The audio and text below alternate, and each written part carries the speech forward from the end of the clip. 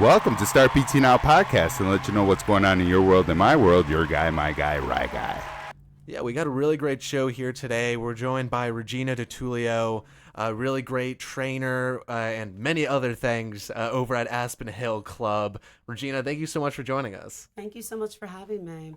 Well, tell us a little bit, Regina. First of all, how long you been in the personal training space or in the fitness space? I would say my entire life. I've done various sports. My mother always kept us very active. She was an athlete herself. She was a swimmer and dancer. And when I say dancing, I mean like cha-cha, classical, like T42, stuff like that. Yeah, very elegant. She just kind of got me into, softball, field hockey. We swam, we danced, did it all. I started seriously working out when I was 14 years old. And then I got into weight training when I was 21. I was living out in the Pacific Northwest, out in Camas, Washington. So I started there with, a very young bodybuilding couple that just kind of introduced me into the world. I started working for them immediately. They gave me a key to their facility and I used to open. I used to get there before the sunrise, get on the stair stepper, watch the sun come up, do my cardio, and started lifting. And I just fell madly in love with it. Bitten hard by the iron bug. Is that what it's called, the iron bug? That's what I call it. Okay. Bumping iron, Well, that's awesome. Well, so it sounds like it goes all the way back, your experience with fitness and sort of that inspiration there. Yep. Would you say that your mom was your primary inspiration for getting into fitness? I would say my mother. I'm going to be honest. Like, she would walk into our church, a very small parish, and her legs were just, everybody would just stop and turn. And I said, I want to look like that. That's what I want to look like when I walk in the room, Right. Not only feel good, but you're confident. You're doing something you love. Like, that's the key with fitness, is really finding something you really enjoy doing and sticking to it. Otherwise, building a community. This is why classes are so good. Making a connection with people, finding a common ground that you all like the same thing. I actually wanted to know, on that notion alone, as watching your mother perform at such a high level and inspiring you to, want that for yourself. What qualifications do you hold as far as in the world of personal training? I would have to say number one is my experience. I always say experience is everything. I've lived basically all over the country, and I've taught and trained all over the country, starting in my hometown of Philly, Philly girl. Okay. And so I trained all over Philadelphia, Riverside. I worked with Sandy Weston, worked at all the big clubs. Then from there, like I said, I went to Camas, started working out there, teaching step aerobics, high-low.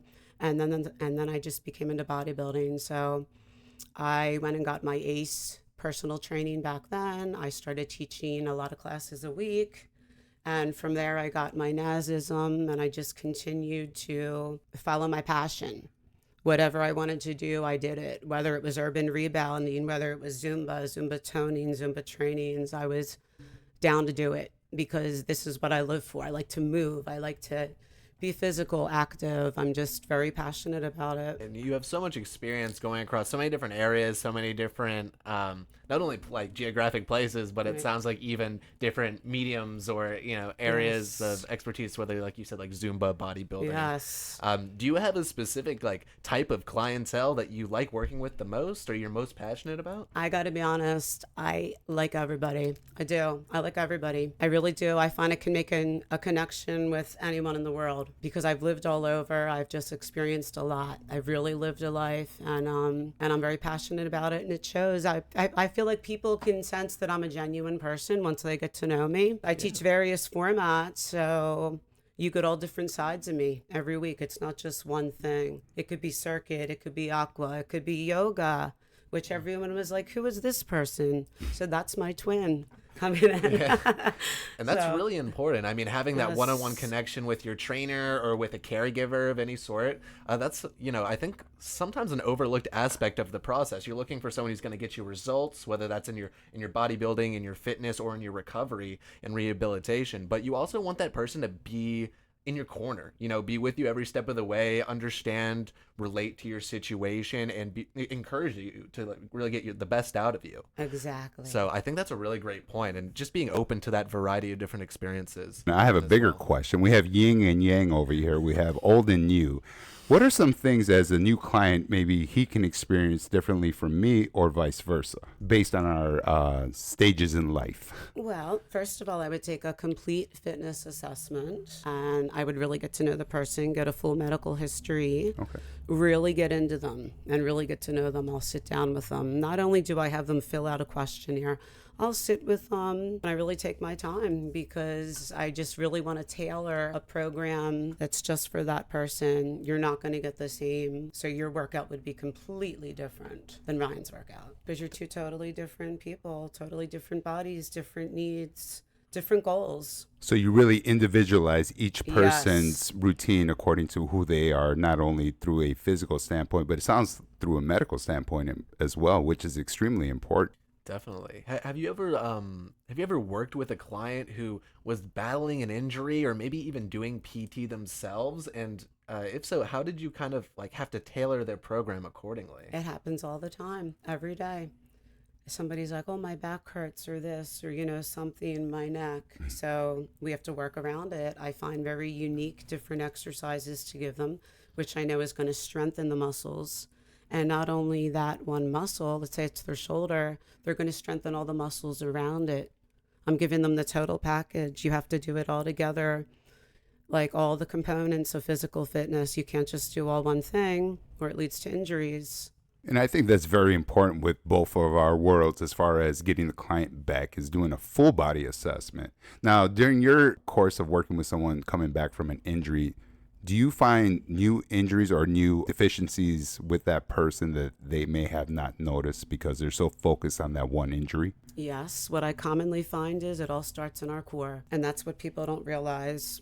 Some people will be slim. They'll just think, oh, I have a flat stomach. You still have to get in there. That's our foundation of the body. And that will really incorporate our spine, our whole posterior chain. It's everything works together, starting from our feet. I always tell everyone, proper footwear. It's really funny you bring that up because I actually had a bit of a relevant and embarrassing story last week where I've been going into, I'm not sure if you're familiar with Stretch Lab. They have a really great sort of program over here in Olney, and there's one over by my house in Gaithersburg. And I was over there, I've been doing it for a few weeks now, and at one point, the person tells me to sit up so they can put a block behind me, and I was like shaking as I was getting up, and they noted it. They clocked it immediately. Go like, you need to work on that core, man. That's embarrassing. I was like, I don't know. I feel like I'm doing good. I lift weights every day. I It's run. never enough. I've heard wonderful things about that Stretch Lab. A lot of my people go there and they love it and they rave about it. That's another thing is key stretching too. People just don't do it. They don't take the time to really get in there. But core is everything. I even tell my people when you're in the car even, hold in your abs, vacuum in tight. There's no excuse. You know what I mean? Pull in. That's your core sit. Stand tall. Put your shoulders down and back. It makes all the difference in everything you do. And for someone like me who's struggling to sit up during their stretch appointments, what are let's say the top 3 core exercises you would recommend for someone in that instance? I'm going to tell you the best thing you can do is simply just holding them in. Do that little vacuum, really making that mind-body connection, pulling that navel all the way to the spine. Make sure when you're doing your core that your back is flat. You want to have really good form. There's various ways you can get the lower more. If you get that flexion in your foot, you'll feel more of the lower. You want to work the whole package. You want the transverse abs. Upper meets lower contracting. You want to get your obliques. You want to get your side. I always say iliac crest is back in town.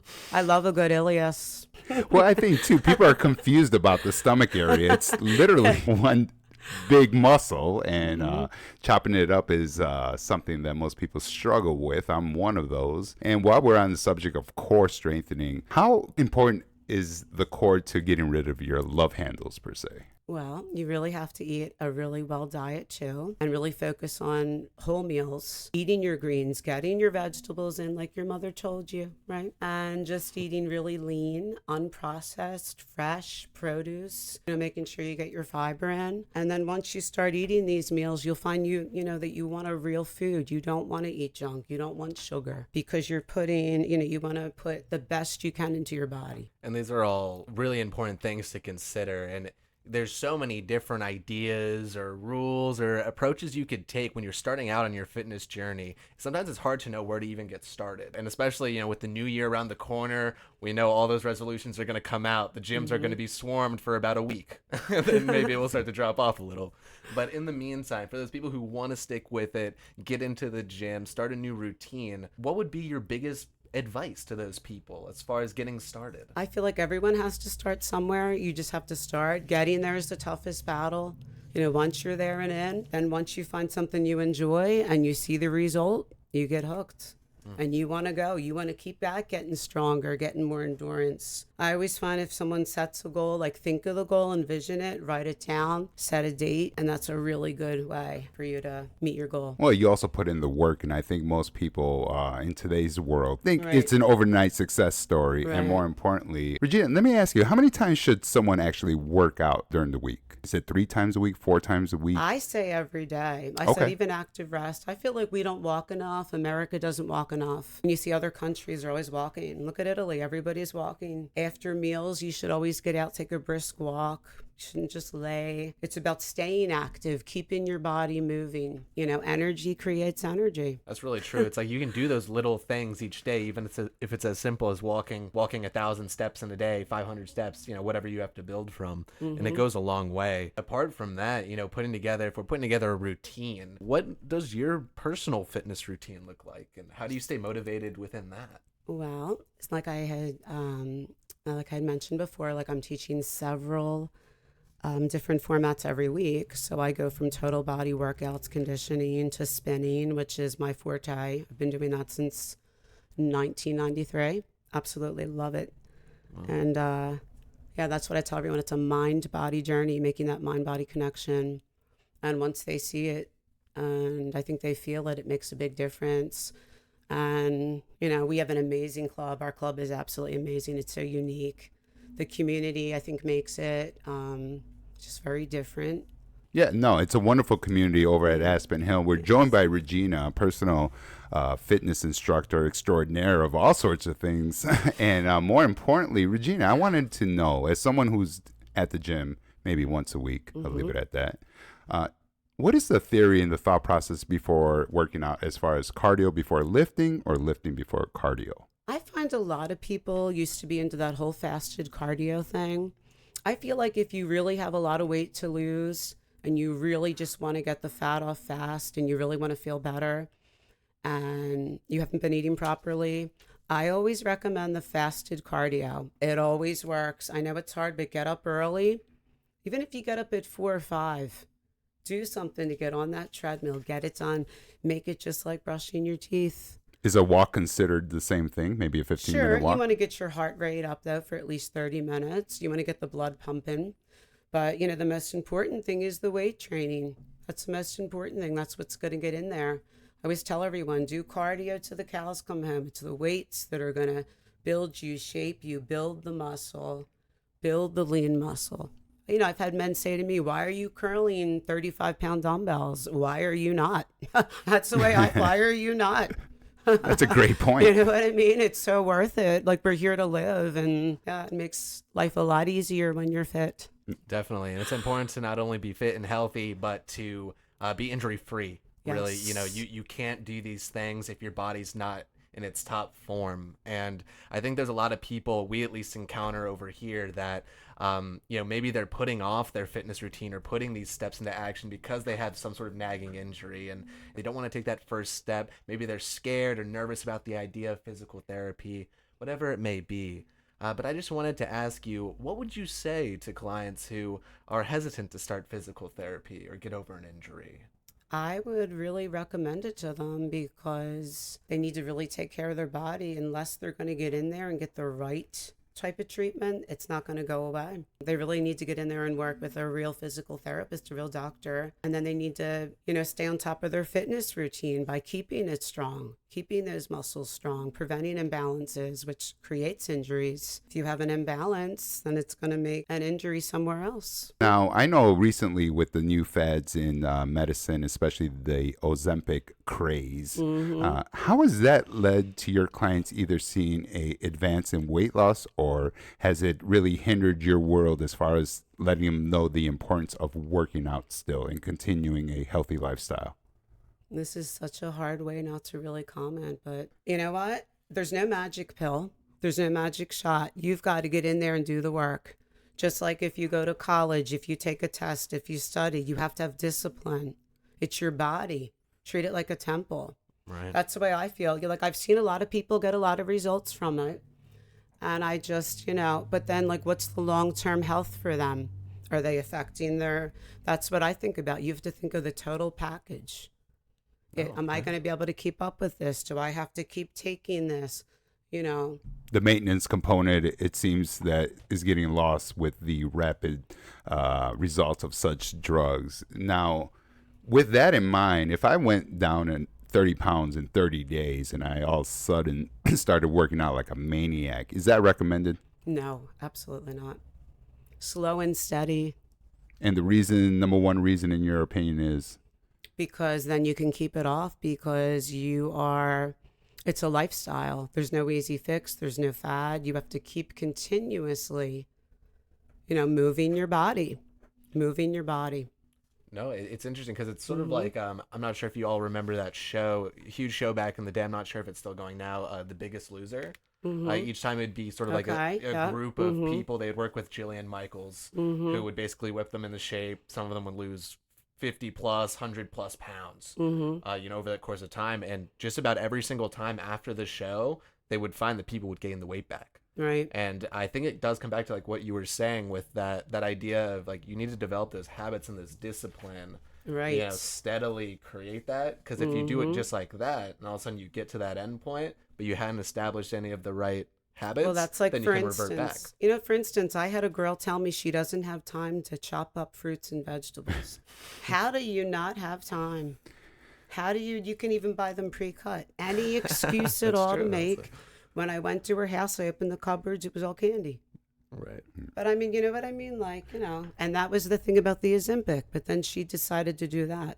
Well, and what? And people are looking for a quick fix. There's no quick fix. You've got to get in there and be consistent and stay with it and keep at it. So it's safe to say if I'm training with you, and we're joined again by Regina from Aspen Hill Club here in Aspen Hill, Maryland, you said one key word that stood out to me, lifestyle. Yes. Now, how honest are people with you about their lifestyle when you first start working with them? People lie to me all the time, and I can see right through them. They lie to me all the time. You know what I mean? Someone will be like, I'm not really eating anything, but you know what? I can see, I think I have a good eye for measuring people up to because my father was a tailor. Somebody will come in, he'll say to me, I said, you know what? You must be 6 foot, 165. Sure enough, he got on the scale, 167. So he I'm could really measure them up. Yeah, I can really size people. I have a gift for that, I think. I can look at a pant and see what'll fit you, what'll fit him, the cut, like that type of thing. That's how tailored I am into the muscle and the body and into people. And wow, people are lying to you directly and openly. Yep. When you catch them in the lie, do you then maybe use something as simple as an iWatch or technology to keep them accountable so they can understand exactly why they're lying? I never use technology. I'm old school. Okay. I like tangible books in front of me. I like to turn a page. I've never even owned a computer. How do you like that? Okay. Well, listen, you're a true Renaissance woman. And I call myself a bohemian. Oh, I like that. That's what I've been told. So I don't know. Bohemian. Well, we have the Bohemian trainer Regina here from Aspen Hill Club. And we are just about at the time. We appreciate all the time that you've given us here and the expertise you've shared. Before we go, I just wanted to end with one more question for you. And, we've gone through a variety of topics today. We're talking about the good, the bad, the ugly. And I think one thing I want to ask you is, being a personal trainer, going through all these different experiences, you've been all around the world, like you said, all around the country, around the different classes and whatnot. Yes. What have you found to be the most rewarding thing about the fitness profession? Making a difference in people's lives. I see it. I feel it. Sometimes I'll get little letters, notes, like a girl from my spin class. She wrote me this. I bawled my eyes out.